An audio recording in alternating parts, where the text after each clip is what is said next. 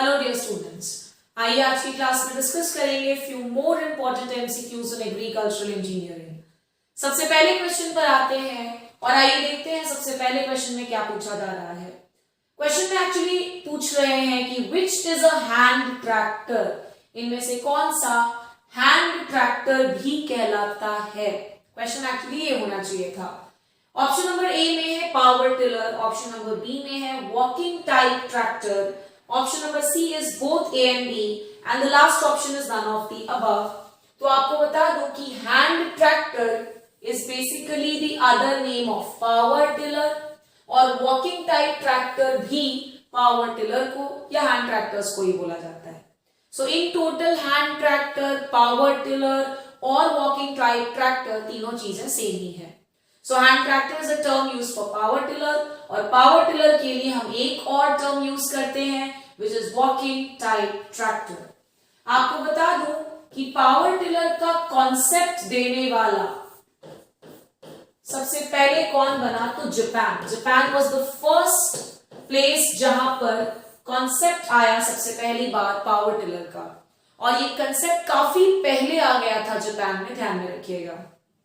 दोबारा मैं रिपीट करूंगी, the concept of power tiller सबसे पहली बार किस जगह पर लाया गया, तो जापान में आया था सबसे पहली बार पावर टिलर का कॉन्सेप्ट। इसे हैंड ट्रैक्टर या वॉकिंग टाइप ट्रैक्टर भी कहा जाता है।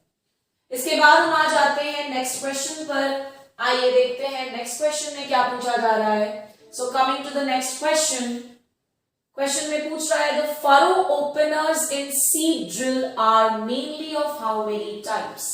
सीड ड्रिल में जो फरो ओपनर्स होते हैं वो बेसिकली कितने प्रकार या कितने टाइप के होते हैं।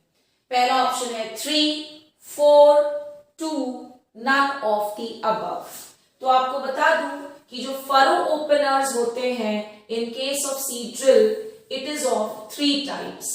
कौन कौन से टाइप, ऑब्वियसली बात है मन में ये भी क्वेश्चन आता है कि फरो ओपनर्स के कौन कौन से टाइप इन जनरली सीड ड्रिल में रिपोर्ट किए जाते हैं।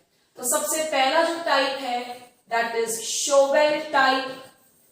शोवेल टाइप के अलावा हमारे पास जो दूसरे टाइप का फरो ओपनर है it is shoe type and the last is disc type. तो disc type, shoe type and shovel type, ये 3 अलग अलग टाइप के फरो ओपनर्स हैं जो कि सीड ड्रिल में रिपोर्ट किए जाते हैं। Coming to the next question, आइए देखते हैं थर्ड नंबर के क्वेश्चन पर हमारे पास क्या इंपॉर्टेंट सवाल है। सो थर्ड नंबर का क्वेश्चन में पूछा जा रहा है the first successful model of power tiller was designed in. सबसे पहला successful model of power tiller किस ईयर में डिजाइन किया गया। कॉन्सेप्ट आया जापान में सबसे पहली बार।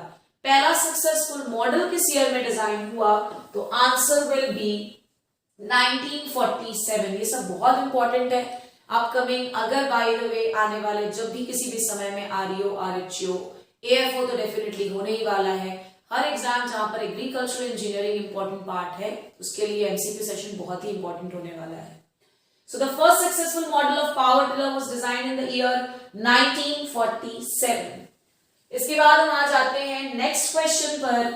आइए देखते हैं चौथे क्वेश्चन में हमसे क्या पूछा जा रहा है। Star weeder is useful in controlling weeds इन।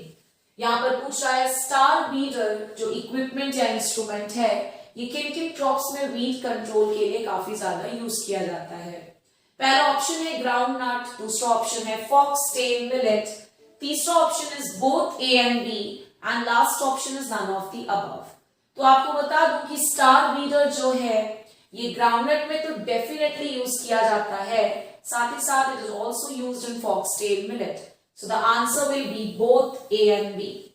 इसी तरह से cono weeder is basically used for weed control in paddy, और स्टार वीडर ग्राउंडनट और फॉक्सटेल मिलेट दोनों के केस में यूज किया जाता है। सो इसके साथ हमें स्टार वीडर भी पता चल गया कि ये भैया ग्राउंडनट में और फॉक्सटेल मिलेट दोनों में यूज करते हैं, और साथ ही साथ we also got to know कि cono weeder is used in the case of paddy. Next बहुत ही important question, in diesel engine speed is controlled by. पहला ऑप्शन है गवर्नर, दूसरा ऑप्शन है carburettor, both A and B and none of the above. तो आपको बता दूं कि डीजल इंजन में speed control is basically controlled by governor, और अगर पेट्रोल इंजन है so in the case of petrol engine generally speed control के लिए क्या पाया जाता है, तो कार्ब्यूरेटर। इसी साथ हमको डीजल इंजन और पेट्रोल इंजन में डिफरेंस भी पता चलता है। Speed controlling mechanism in diesel engine is governor system और कार्ब्यूरेटर होता है in the case of petrol engines. I hope ये क्वेश्चन भी आपके लिए काफी इंफॉर्मेटिव रहा होगा। Coming to the next question, आइए देखते हैं लास्ट क्वेश्चन में हमारे पास क्या है सीखने के लिए। क्वेश्चन में पूछा जा रहा है heat value is measured by. Heat value last class में मैंने लास्ट एमसीक्यू सेशन में आपको बताया भी था कि हीट वैल्यू को ही हम और क्या बोलते हैं, तो we also call it as calorific value. Calorific value क्या है, तो किसी भी चीज के जलने के बाद वो कितना amount of heat energy release करता है, दैट इज हीट वैल्यू या कैलोरीफिक वैल्यू। ऑप्शंस में है हाइड्रोमीटर, तो हाइड्रोमीटर जैसा कि मैंने पहले ही बताया था लास्ट एमसीक्यू सेशन में कि ये मापता है specific gravity of fuel. Fuel की स्पेसिफिक ग्रेविटी को माप सकता है, या फ्यूल बोल लो या ऑयल बोल लो, फ्यूल से ज्यादा बेहतर है ऑयल बच्चों, ध्यान में रखिएगा, fuel is not that correct. Dynamometer जैसा कि मैंने पिछली क्लासेस में भी बताया है, power of an engine, power of an engine. लेकिन क्वेश्चन में क्या पूछ रहा है, हीट वैल्यू का मेजरमेंट किससे होगा, तो लाइसिमीटर से तो डेफिनेटली नहीं होता है, so the answer will be none of the above. अब नन ऑफ द अबव अगर आंसर है और क्वेश्चन में पूछ रहा है हीट वैल्यू किस इंस्ट्रूमेंट से मेजर होता है, तो डेफिनेटली हमें इंस्ट्रूमेंट्स के नाम भी आने चाहिए। तो आपको बता दूं कि हीट वैल्यू जो है it is basically measured by calorimeter. अगर कैलोरीफिक वैल्यू बोला गया होता तो शायद आप गेस कर लिए होते, लेकिन क्योंकि यहाँ पर हीट वैल्यू बोला गया तो थोड़ा सा टफ हो जाता है गेस करना।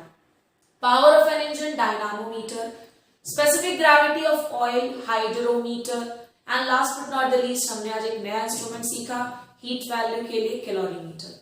Thank you so much.